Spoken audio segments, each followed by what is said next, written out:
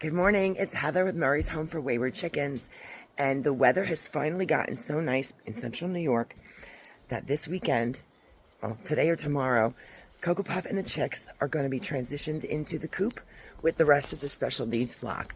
I'm checking off everything. They are fully feathered. They are ready to go out to the coop. She will protect them. I also have the good fortune of having the special needs flock, which happen to be very friendly, accepting hens. In fact, Cocoa Puff raised Simone, the one with the traumatic brain injury. She will be fine with them. Nas is small. If she gives her a hard time, Cocoa Puff will defend herself. So I'm not concerned about the baby's safety. I did check the temperatures at night. They're still going to be warm. They're not dropping. They're not scheduled to drop anywhere below 50, I think was the lowest temperature I saw. And that's not until next Thursday. So for the most part, it's going to be in the 60s at night, which is the same temperature I keep the house. It's warmer outside right now than it is in the house. And they are sunbathing and having dust baths. One of the babies is dust bathing themselves in the garden. And they're just sort of chilling out. This one dug a little hole. She's got a little dip in the ground.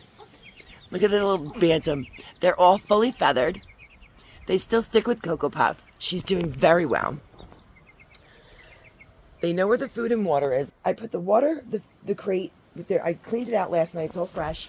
And I'm going to, I have some errands to run. So I am going to leave them by themselves temporarily for a couple of hours and get some things done before I have to go to TJ's. TJ's on this fishing trip, and I'm taking care of my dog Ralphie, who I left with TJ, and his chickens, some that were from this flock, and some that he got on his own. So I'm taking care of his animals till he comes back from the fishing trip tomorrow. So I'm going to go over there and take care of them, let his chickens out. I'll be going back and forth today. I'm staying there tonight, so I'll make sure that they're tucked in and they are introduced to the rest of the flock and situated before I leave. Here are the girls. Hi guys, it's Taylor. Hi Repeat. I'm working on his roof. And since his little divided run is temporary, the roof will eventually be their protection, everyone's protection from the rain and the sun. But I wanted to go over that with you. So if you have to acclimate baby chicks into a coop from the house, whether they're in a brooder or not, my situation is a little easier because they have a hen. They have a mother hen. If you have a mother hen, it's going to be easier. If you have friendly chickens, it makes it even easier. So I was reading that you should do it at dusk. Or when it's dark so that they go to bed. I'm going to use my own judgment, and I'm going to do it earlier because that was Cocoa Puff's home, that coop, prior. And I want her to spend time outside with them if she chooses. I'll put her in the coop with her crate and the babies in it. I'll just carry them in it in their own separate crate and let her decide if they're going to stay in for the night in bed or if they're going to go outside and venture out into the run with the other chickens. With the way that coop and that flock operate, I don't think in this particular case it would be a benefit to have her go out there after it's dark. I don't think she'd be comfortable and the babies would be comfortable. And then online says that they would accept their new coop, their new habitat, and then tomorrow start fresh. I've always found, at least with these particular chickens, they're better off in being introduced to each other prior to it getting dark. That way, by the time the evening comes and the other chickens go back in the coop, they're already familiar with each other. I don't want to stick her out there at night. The other ones are on their perch. To me, that just, in this particular situation, isn't going to be the best option. So I'm going to give them a short couple of hours introduction later this afternoon before I head to TJ's for the night. And I'll see how they do.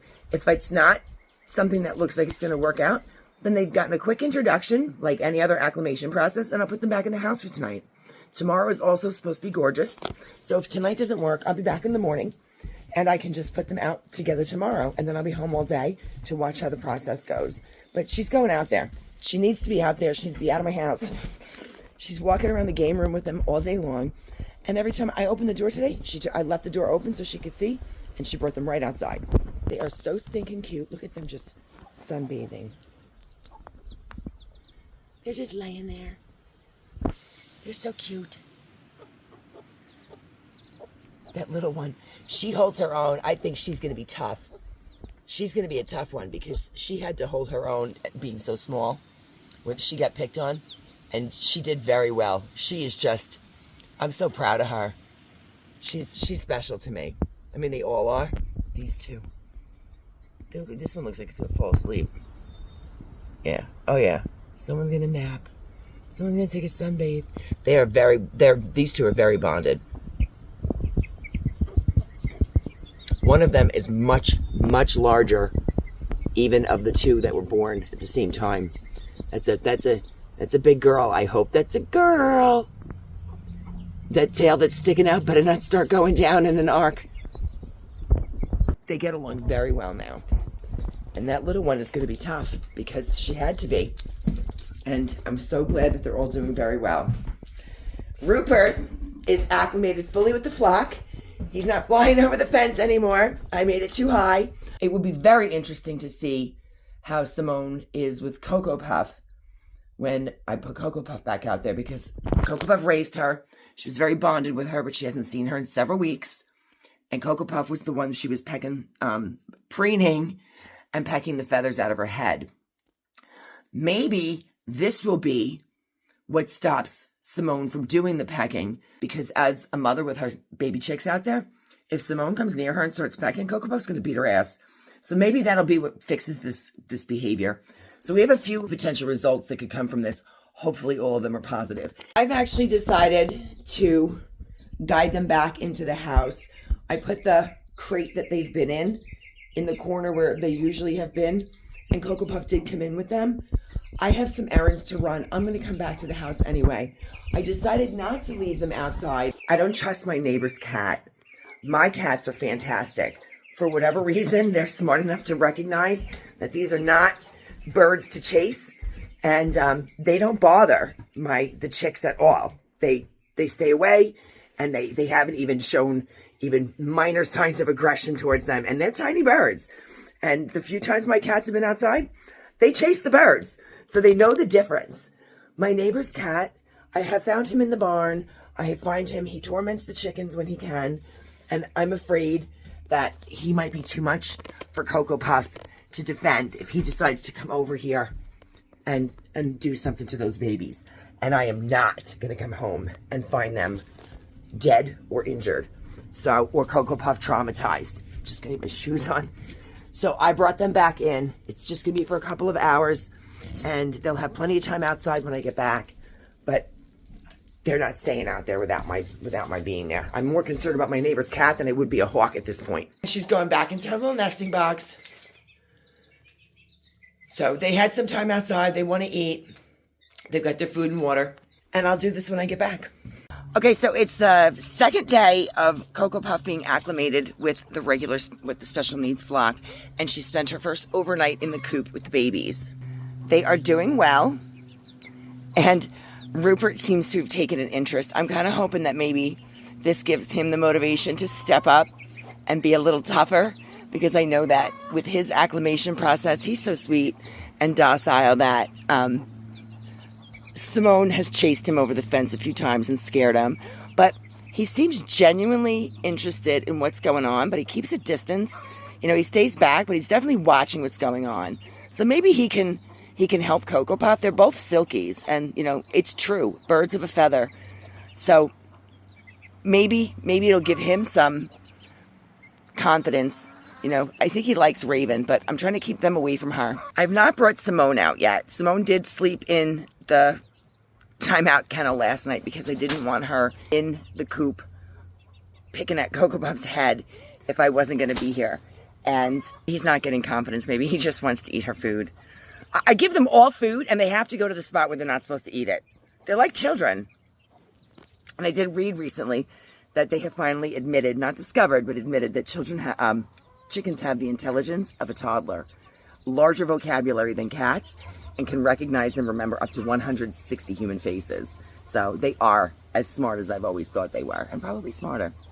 Anyway, Simone's going to come out in a minute, but when I put her out here yesterday. This crate is the same as the nesting box that's in the coop that the girls use to lay their eggs. So I put this one next to it, not to disturb the other one. And Cocoa Puff could not decide which one she wanted to be in. She kept jumping from one to the other, and the babies kept following her. When she finally seemed to have finished deciding, she was actually in the normal nesting box, which is where she sleeps most of the time.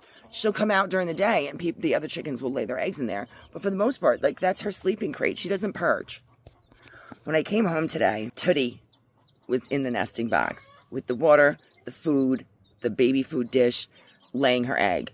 I found Cocoa Puff out in the run with the babies, but she was sort of in the corner. She was over in the corner over here, and that made me very uncomfortable. I felt like maybe she was hiding in the corner, that Tootie probably kicked her out of the nesting box. But I brought her nesting box out into the run and put it under the awning so she's out of the sun, because it's warm today. And now she went right in there. The babies are in there with her. They're comfortable. One of them must be under her. Oh, the little one.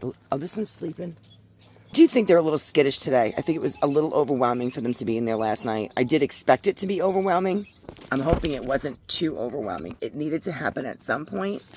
One of my concerns and why I came home so early today was because Cocoa Puff was in the coop and she was out in the run with the babies, acclimating and getting used to the environment. I set her up, and when I was leaving, I went to close up the coop.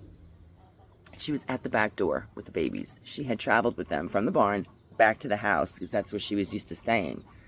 So I had to shoo her back to the barn because that's where all the stuff was. And so I was a little worried. I stayed for another half an hour watching her flip and flop back and forth from one box to another. I watched Tootie. I made sure Nas had no interest. Raven was already perched. So they were in for the evening. And I put Simone in the timeout crate. So I didn't think Tootie was going to do anything, but I stayed for like a half an hour and watched anyway.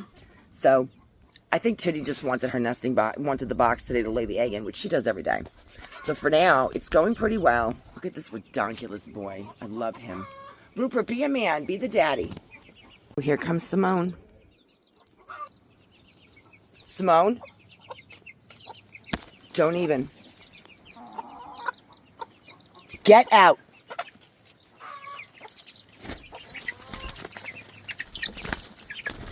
No. Get out of here. I think Simone has to go with the regular flock. I've been debating it for a while at this point. She tortures Taylor and Cocoa Puff, and not because she's a bad chicken. She's a very good girl. She's very sweet. She can't help herself. She has a head injury. Are you getting hot? Hi. She's very sweet. I'm going to see if I can acclimate her with the regular flock. She was once part of the regular flock, and she only came into the special needs coop because she wanted Cocoa Puff so badly because they were still bonded. Cocoa Puff raised her. And I let her in, and then somehow, at some point, she suffered an injury that I was unaware of. The vet said it was some swelling in the brain, and we couldn't get the swelling down. I don't know when it happened. So she was on Prozac for like 3 months, and it didn't do anything. We'll see how it works out. She doesn't pick on anybody except Cocoa Puff and Taylor. And she doesn't do it in a malicious way. She just won't stop. All right, so Cocoa Puff is going to chill out a little bit now. She looked a little nervous. I'm actually sitting out here. I'm going to hang out here for as long as I have to until I feel comfortable. If I don't feel comfortable, either chickens are being moved or Cocoa Puff's going to come back in the house. I'm not sure yet. Decided to close the gate to the run. I want Cocoa Puff to get comfortable first. She needs to be comfortable. I need this to work. And it's not going to work if Simone keeps coming in here and trying to eat her food and sticking her head in there. And Raven too. So I'm not really sure what's going to happen. It's not too soon to bring her out here. It's just that Cocoa Puff is very small. And she's docile. I've only seen her defend herself that one time I told you about. It was the only time she needed to. Simone is a handful. I love Simone. But she is a handful. They're not coming in here. I will keep you posted on the rest of the progress, but so far so good. If you guys have questions or comments, please feel free to leave them. And if you'd like, please give us a like and subscribe. Have a great day.